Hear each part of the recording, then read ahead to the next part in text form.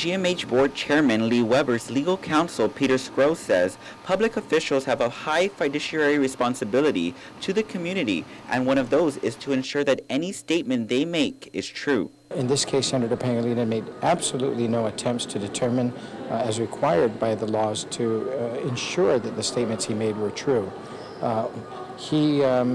Basically, we consider that the statement that he made was defamatory. Attorney Skro is referring to statements made in a media release by Senator Pangilinan's office that blamed the GMH Board of Trustees, Weber, and Governor Calvo for GMH's cancellation of the Take Care contract earlier this year, which ultimately was rescinded.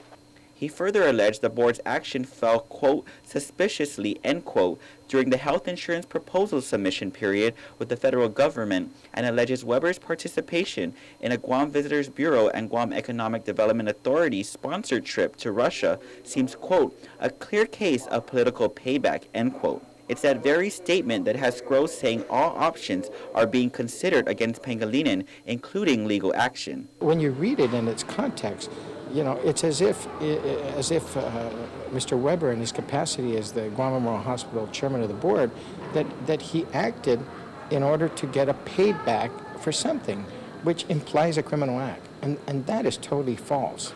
We're going to be able to prove it. Committee on Health Chair Senator Dennis Rodriguez Jr., meanwhile, was heavily involved with the Take Care negotiations and is further reviewing the recent OPA supplemental audit that Senator Pangilinan makes reference to in his statements.